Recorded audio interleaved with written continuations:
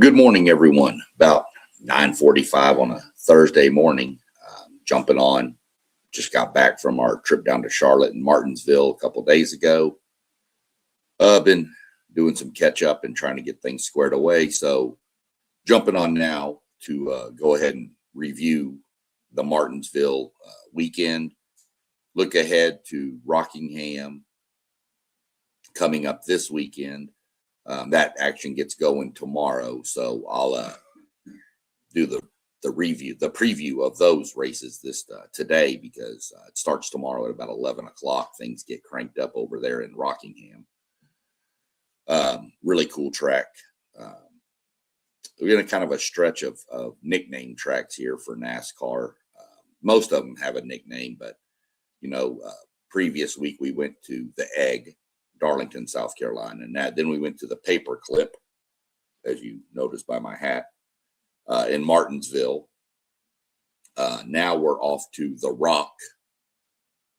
After that, then we go down to what I consider to be one of the best tracks on the circuit, which is Bristol Motor Speedway down in Bristol, Tennessee.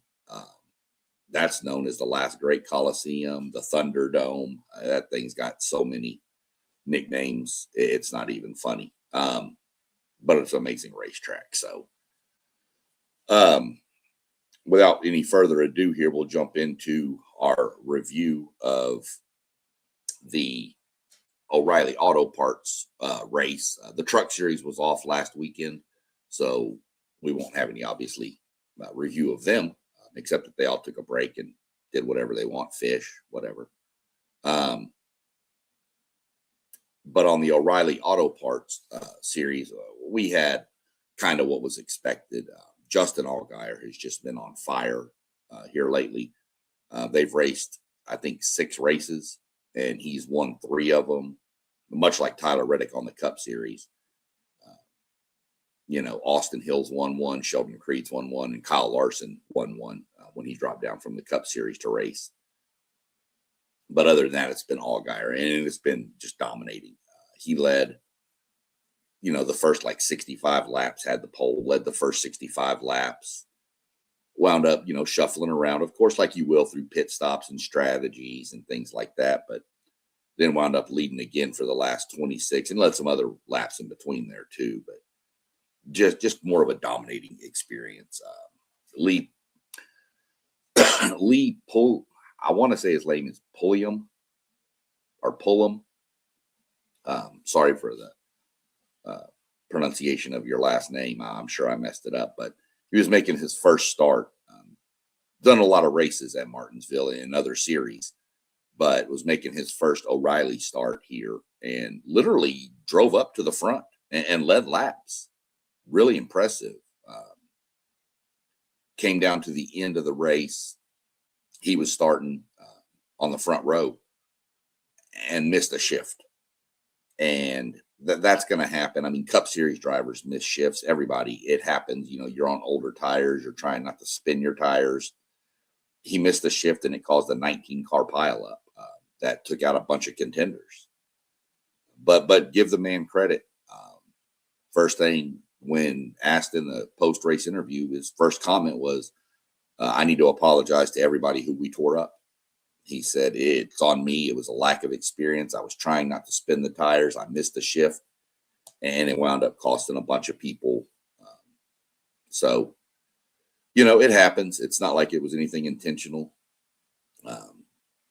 Still, he came home in 5th.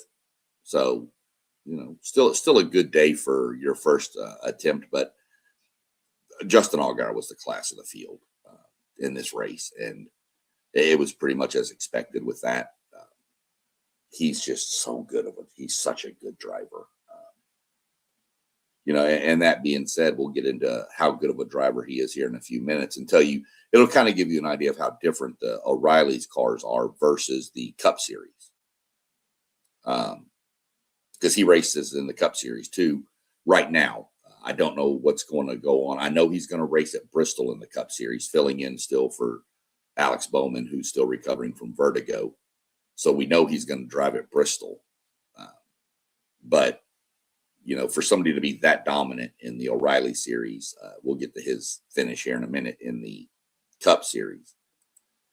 Looking at the results, we're just going to break through the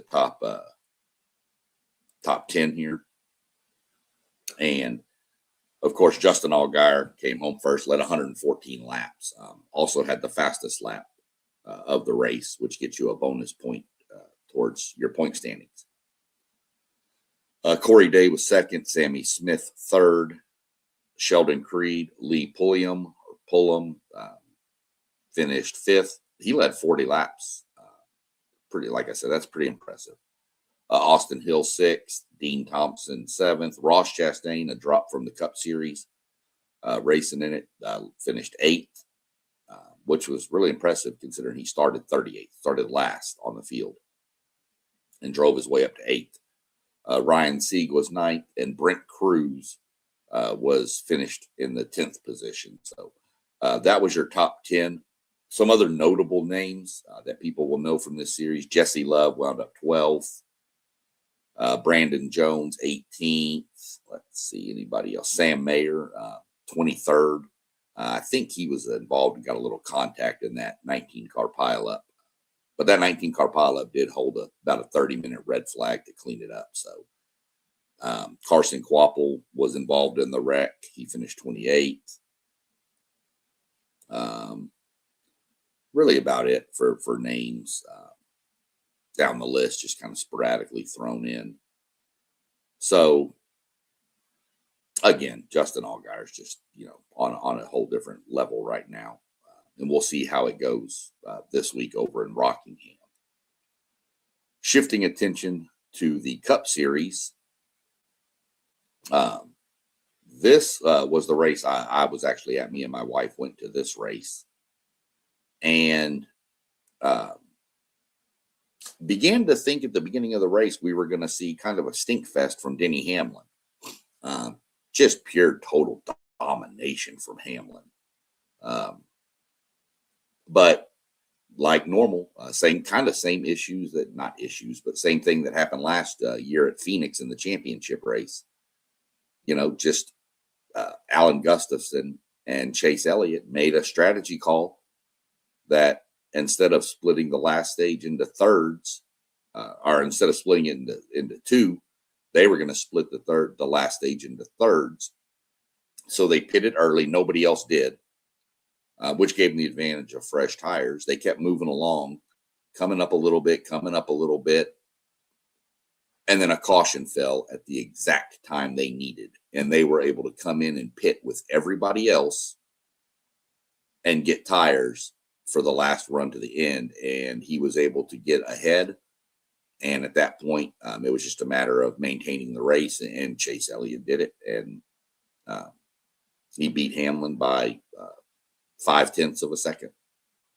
So it just looked like Denny Hamlin was going to just dominate. Won the first stage, won the second stage, and then a great pit call is really what it came to.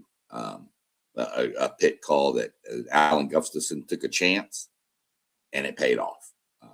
In another world, there's a chance that it doesn't pay off, and Chase finishes outside the top 10. But you just don't know. You don't know when the yellows are going to fall.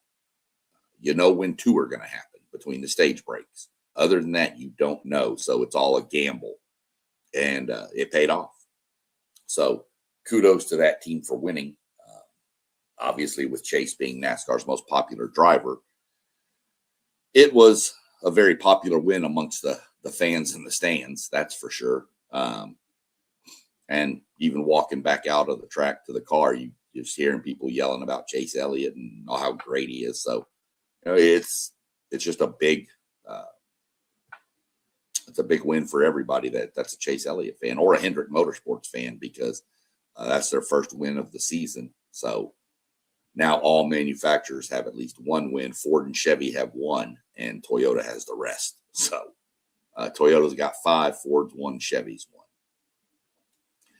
The little controversy that came out of this was in the third stage, coming out of turn 4, actually, probably 100 yards from where we were sitting. You saw Chase. There was an incident with Bubba Wallace and Carson Hocevar, and it was hard to see live because it happened kind of in the corner. But pretty much, Bubba Wallace just drove through Carson Hocevar. There's no way around it. Earlier on the lap, going into lap 1, Hocevar put it 3 wide, which is really tight at Martinsville. And Bubba was not appreciative of it. And then when they got to turn 4, he bumped him once to kind of, I guess, let him know, but then decided that wasn't good enough. And it just looks like he just drove straight through him. The announcer said it. Everybody said it. Of course, Bubba came out in his little interview and said he misjudged the corner, but that's typical race speak for, yeah, I did it, but I can't say I did it. So let me come up with this. A lot of drivers say it's not just a Bubba Wallace thing. So you've heard it from numerous people. Oh, I misjudged the corner, or I thought I was clear, or, so just race speak. It happens. Have to keep an eye on that to see if there's anything coming back towards Bubba from Carson Hocevar. But it was pretty, if you watch the replay, it was pretty legit that he just straight up turned him on purpose, and it caused a big pileup. But that pileup had nothing to do with the results of the race. This was going to be a Denny Hamlin, which wound up being Chase Elliott, win. But on a good note for my race team, the Wood Brothers number 21 car, Josh Berry had a good solid run, finished 17th the previous week at Darlington, and turned that in and followed that up with a 10th place run in Martinsville. Also got stage points in both stages, finished 3rd in stage 1 and 10th in stage 2. So much needed points. He was the biggest mover of the point standings, and we'll get into that here in just a few minutes. We'll go. That was our Cup Series review. Let's go look at the point standings, and we'll start in the O'Reilly Series. We'll start with the Craftsman truck, even though they didn't race, because they are racing this weekend. So we'll look at their point standings first. You've got Chandler Smith, followed by Caden Honeycutt, Lane Riggs, Gio Ruggiero, Ty Majeski, Kristen Eckes, Ben Rhodes, Corey Hine, Andres Perez, and Justin Haley are your top 10. Top 10 in the Cups in the Truck Series make the chase. So as of right now, those are your chase participants. Names missing from it that are pretty impressed that are normally up in there. Somebody like a Grant Enfinger, Stuart Friesen. Here's somebody's fan favorite with Frankie Munoz from Malcolm in the Middle. That's literally who it is. Other than that, most of the names down here are not ones you would project to make the playoffs. And I wouldn't expect Frankie to make the playoffs either, to be honest. But like Brendan Queen is right outside of it. Tyler Ankrum, who was good in the playoffs last year. Now it's the chase, but the playoffs last year. These are people that, are right outside. So, there's still a good distance to go. The chase begins after race 18 in the Truck Series. They take a few more weeks off than your Cup and O'Reilly Series. So that's where we sit with the Truck Series. One bit of news coming out of the Truck Series before we move on. Daniel Dye was suspended a couple of weeks ago indefinitely for some comments made while they were in Phoenix about an IndyCar driver. And I'm not going to go into all the specifics. If you want to look it up, you can look it up. I'm just not going to get into why. But he did what NASCAR wanted him to do. They reinstated him for immediately. And the only problem with that is Colleague Racing, who he races for, and Dodge, the manufacturer, decided that they needed to part ways with him. So he's a veteran of the series. He's only 22, 23 years old. So he made a mistake. It happens, but now it's a matter of he's got to try to figure out a ride. Corey LaJoie is going to take over that truck permanently for the rest of the season. And then they'll reassess after the season. But that's their goal right now, is Corey LaJoie to run that truck. So we're going to see how this all plays out, see if Daniel Dye gets a ride somewhere or what he's going to have to do. But just something to keep an eye on out of the truck series there. So we'll keep an eye on that. And it's going to be the number 10 truck that Corey LaJoie is going to be driving. Jumping over to the O'Reilly standings. Now the top 12 in this series make the chase after race 24. So see, there's 6 more races. And of course, leading the points, no surprise, Justin Allgaier. Not even, really close right now. He's got a 92-point lead over second place.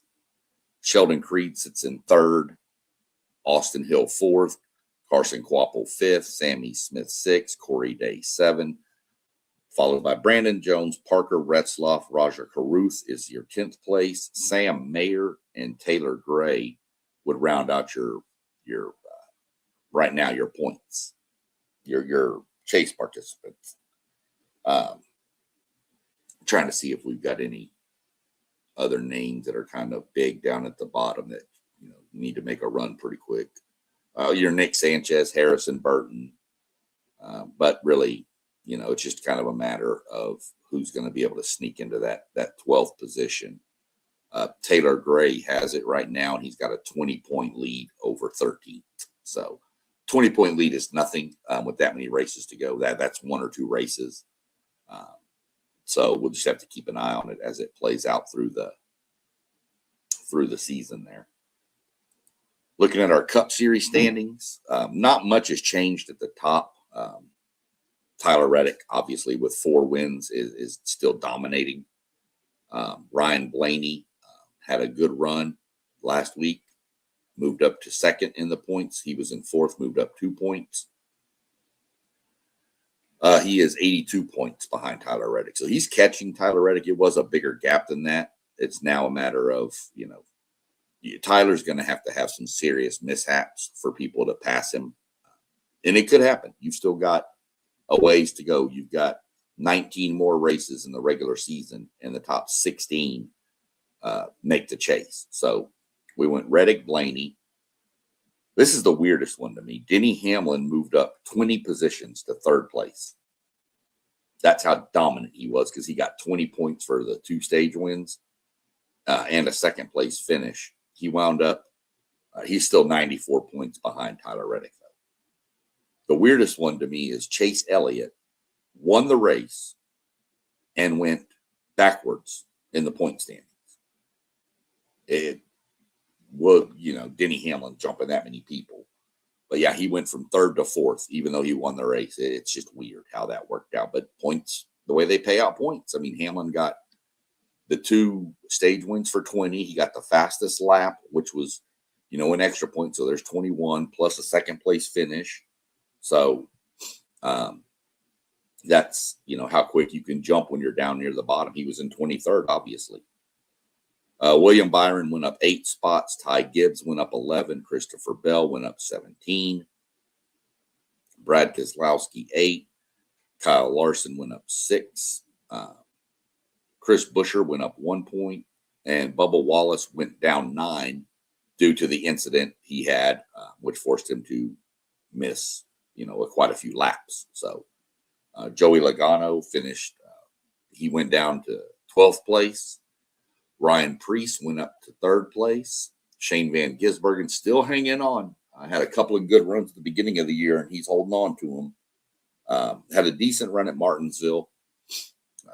Shane needs to just kind of hold on till we get back to the road courses, and that's where his dominance will show.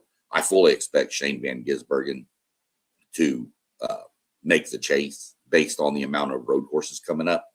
I just fully expect it.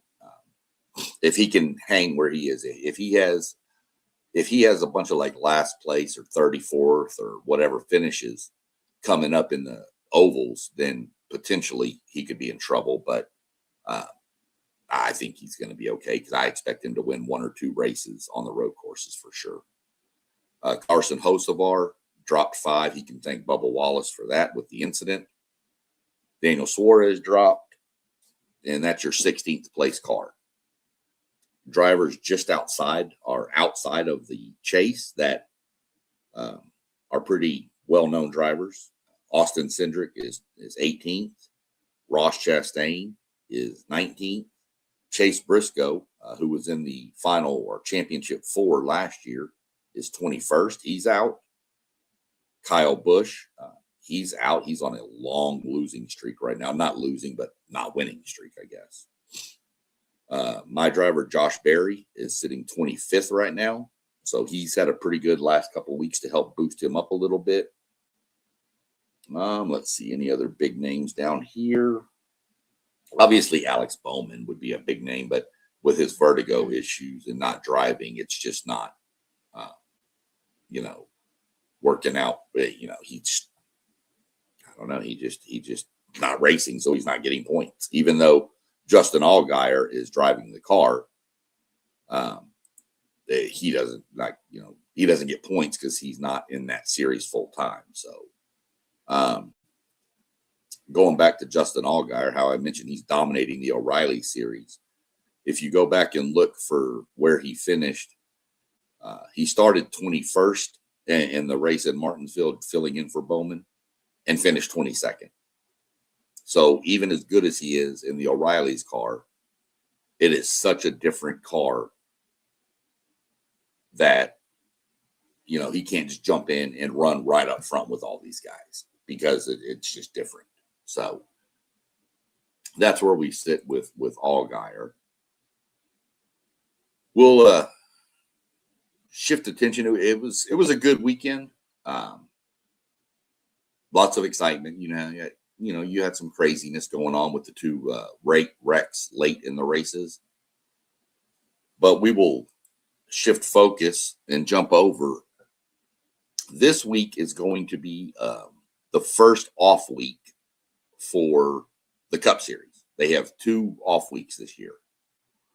And this is going to be their off week. So going into Rockingham, very, very historic track from NASCAR. People love it. Obviously, it's nicknamed The Rock. It's a great racetrack for historical standards. It's another one that if the Cup Series goes back there, I'd like to go check out a race there. But, and it's not real far from where Martinsville is either. So, Truck Series, I'm going to have to go with some of the, the typical people. If Corey Heim, I don't think Corey Heim's racing in this one, but, your Chandler Smiths, your guys up front, Lane Riggs. I think Lane Riggs actually has done really well on this race last year, if he didn't even win it, maybe.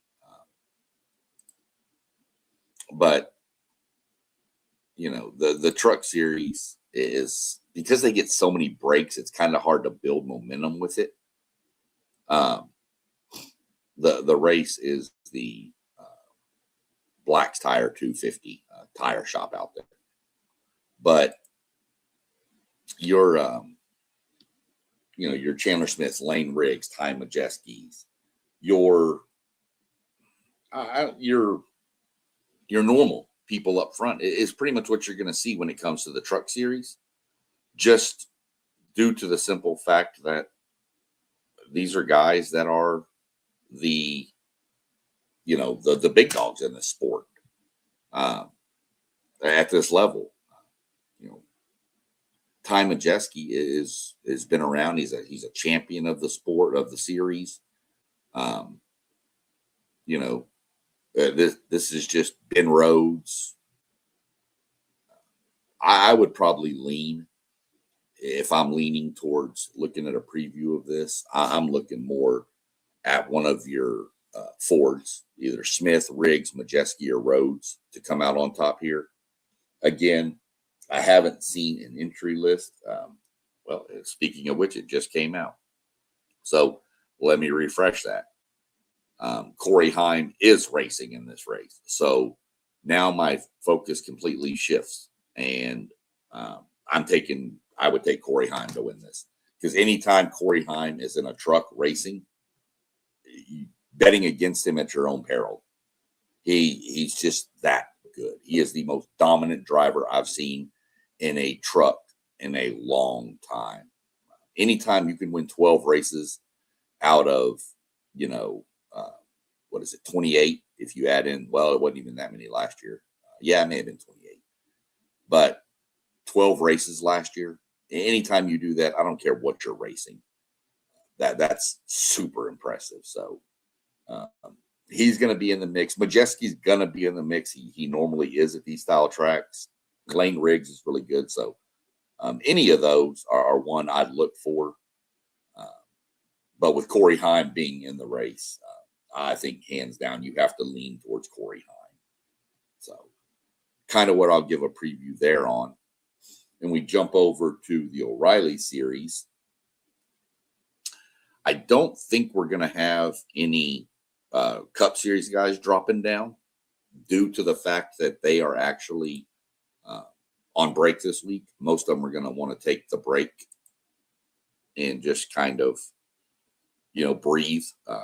Their next break comes last week of July, first week of August, right in there. So, you figure we're April. They've got all of April, all of May, June, and all of July. So they're going to go, 4 months pretty much with no break. Then they get a break. And then I think they go 14 races straight to the end, including the chase. So scrolling through the list right now to see. I don't see any Cup Series guys dropping down. So, yeah, as expected, they're going to take the week off, spend it with family. It's Easter. The Cup Series pretty much normally takes Easter weekend off. There's been a few races on Easter, but it's normally dictated by how the season starts. To be honest, how the NFL season ends and where it ends. If it ends weird, then they normally will race on Easter. But normally Easter is a day off for NASCAR. So, you've got to watch Allgaier here. There's just nothing else about it. Allgaier is just on such a heater right now. But don't sleep on Sheldon Creed. Don't sleep on Carson Kvapil. He had a good car last week at Martinsville, but got tied up in that wreck at the end. So it's a matter of who can survive. But, if you're normally up front, you have a better chance of surviving than being stuck in the pack. So, somebody like an Allgaier, Sheldon Creed, Kvapil, William Swalich, Austin Hill, Jesse Love. Again, it's going to be your standards here. Yeah. All of them are pretty much, you have your favorites. It's just a matter of, does something go on? Can somebody jump up and bite them and take the win from them? Every series has them. Your Cup Series has it. That's what. But even though you have favorites, again, all it takes is one bad pit stop, one mistake, one speeding penalty on pit road, something like that, and you're mired in the back, and then guys start racing harder because it's near the end of the race, and the next thing you know, your car's torn up. Even though you may have led 100 laps out of a 150 lap race, you could get torn up in the last 50 and finish in 30th position. So there's no guarantees to it, but you do have favorites, and those are some of them. I'm really, really curious to see how that plays out. And I'm really watching Brent Cruz. This was the kid who couldn't even race the first two races of the year at Daytona and Atlanta because he wasn't old enough. He was only 17. He just turned 18. I think Monday was his birthday. So now he's eligible to race every track. And I'm really curious what he can do. I want to see how does he handle the grind of a full season. I mean, I guess it's not a full season because he's missed two races, but luckily with the O'Reilly series is they do have more off weeks than the Cup series, so it will work out for him. But I want to see how he handles the strains of every week, just going after not being used to it. So that's kind of our preview, kind of a shorter preview this week since the Cup Series isn't racing. Didn't go too in depth. It's a great race. I'll give y'all the schedule of how things are going to go this weekend. So on load. So like I said, tomorrow at 11 a.m. you have practice for the truck series, the Craftsman Truck Series. You have practice at 11 and qualifying at 12.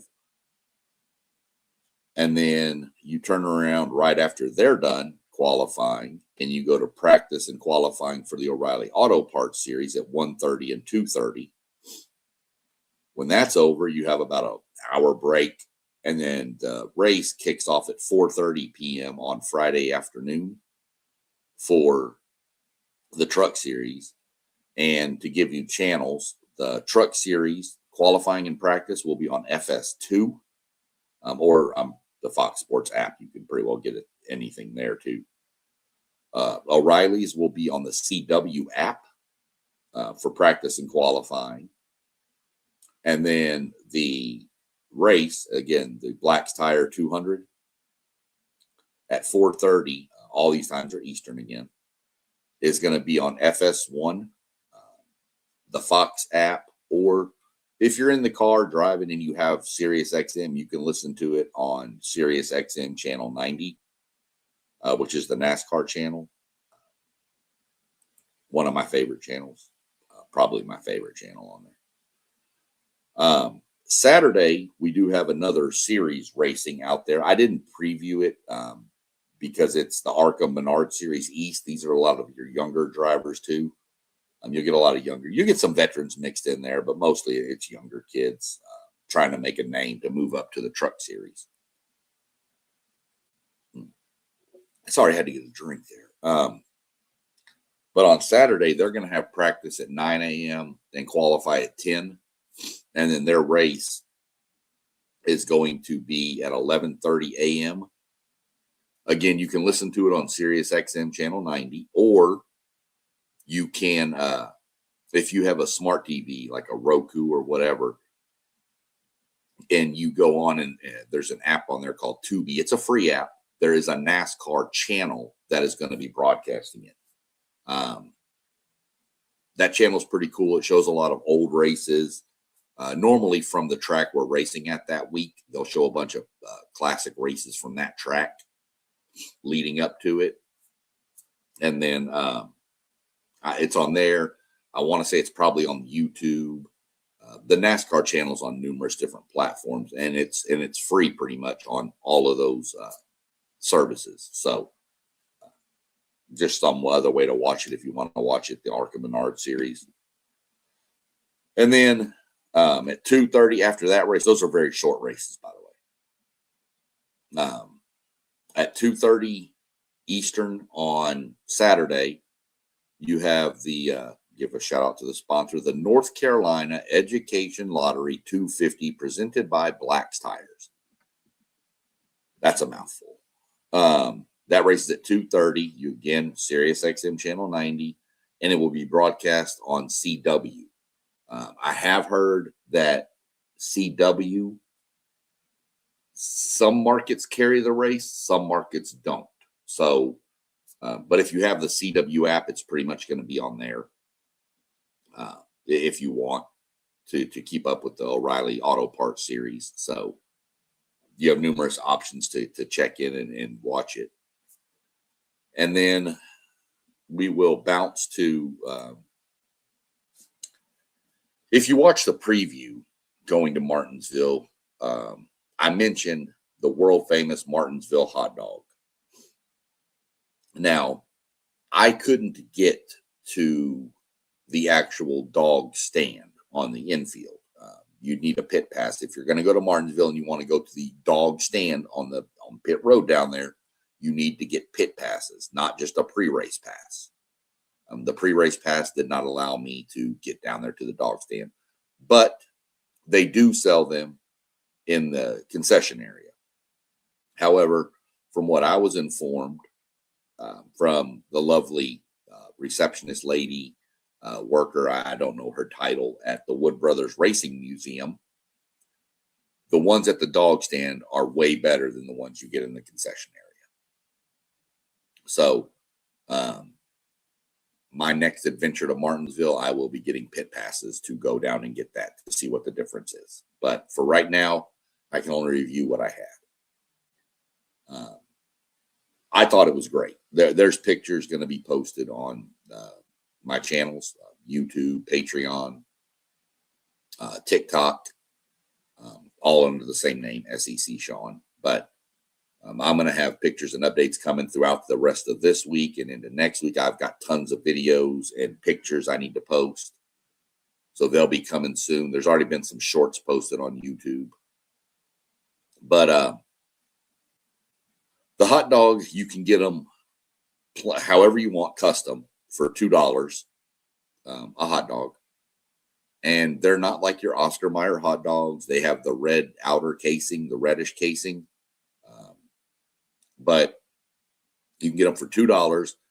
You can get them all the way in bundles of, I got a bundle of 4, and I know that sounds crazy, but they're not huge hot dogs, y'all. They're they're not like bun length or foot longs or anything like that. They're just hot dogs.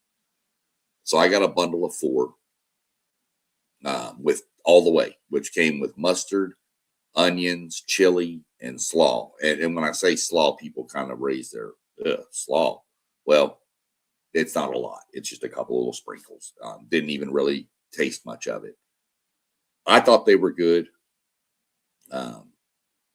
Like I said, I got the bundle of 4. To be honest with you, food at a NASCAR track is very reasonably priced. If they don't try to gouge you. I got the 4 hot dogs, plus I bought a plain one for my wife, but she didn't want to try it because she's not a fan of the red colored hot dogs. And so I got the bundle of 4, the extra one plain, 2 20-ounce soft drinks, and a bag of popcorn. They called it the heap of popcorn. All of that for $25. That's normally one meal at any other sporting event. That's for one person's like chicken tender basket or something at a football game. And then my wife decided, since she didn't want the hot dog, she wanted they had a foot-long corn dog. And she said it was so good. They had sweet tea, lemonade, for those that don't want to indulge in adult beverages. I'll tell you this, the sweet tea was really, really phenomenal. You wouldn't think it would be at a racetrack, but no, it was good. And then she had a pretzel. When you get a pretzel at Martinsville, be careful if you don't like salt, because I think she got a little pretzel with her salt. That thing was loaded with salt. She liked it. She said it was really good, though. But she's speaking in the background and told me, yeah, well, I knocked off half the salt. So, which makes sense. They put a lot of salt because they want you to buy more drinks. But even the drinks, her big, and it was a big glass of sweet tea. That was only $8. That's normally, $12 at any other place. And then you have your, obviously you have your vendors with the beers and stuff, but you go, I go to other sporting events, and they had all your main brands, Bud Light, Miller Lite, Coors Light, whatever, Busch Light. Busch Light is the staple at NASCAR races. The 16-ounce cans were all $8. So they weren't, it's not overly priced. It's a super inexpensive place if you were going to eat there. But you can also get you a cooler, a soft-sided cooler. Check the specifications of the tracks before you go. Some let you take them in, some don't.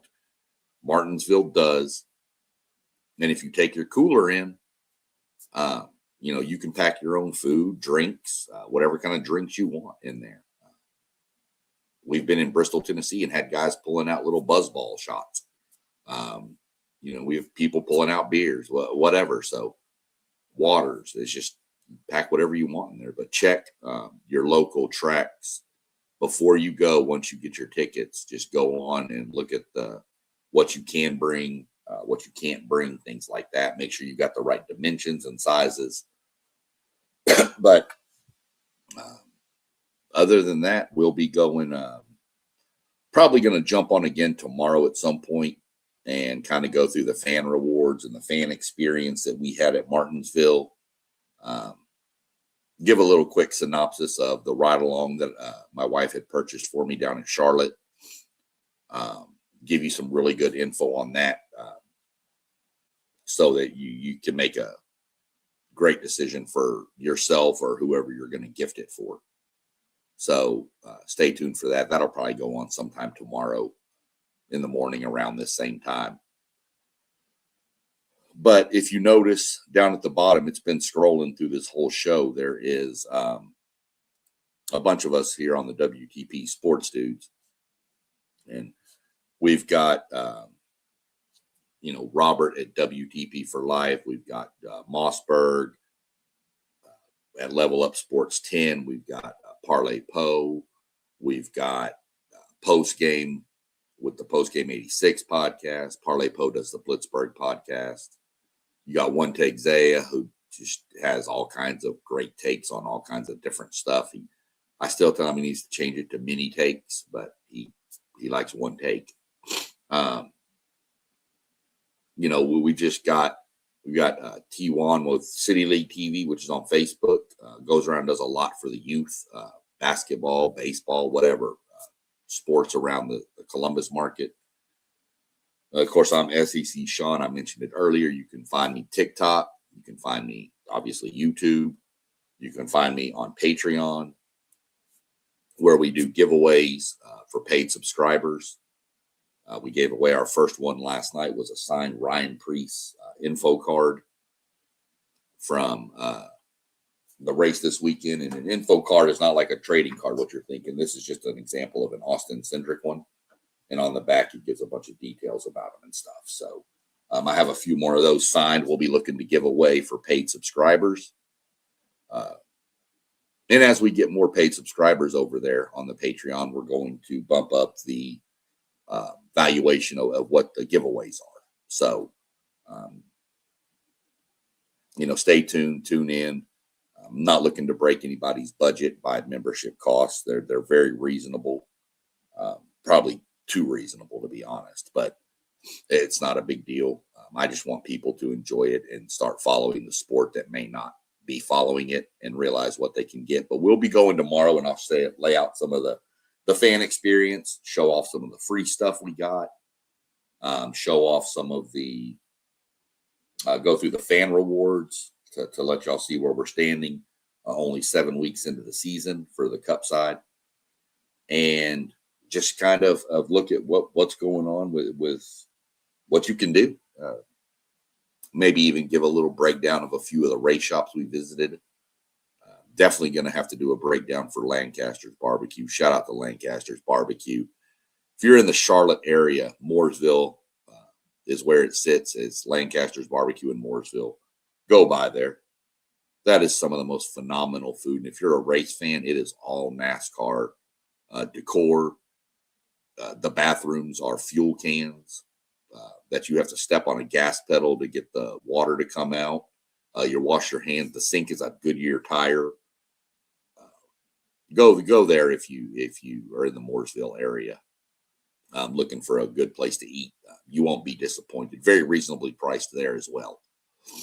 So other than that, go follow, like, subscribe to everybody. My channels, everything. We also, before we jump off, forgot to mention, we do have a website, WTPSportsDudes.com, where you can find stuff. There is a WTP Sports Dudes on Patreon also. And these will all be uploaded there. This and the other ones we do will be uploaded to that channel as well.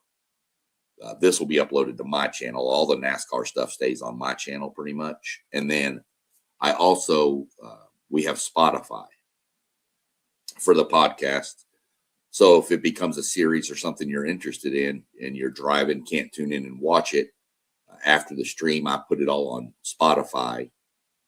My talks are under NASCAR Talks under the podcast tab. And then the WTP Sports Dudes 2026 is up there as well with the stuff we talk about on those pods, which are pretty much all kinds of different sports.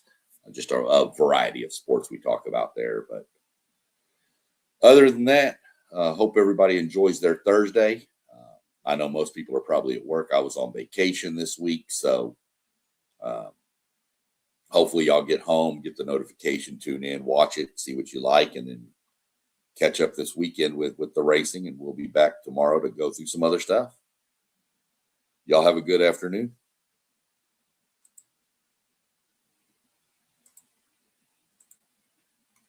As soon as I get this set.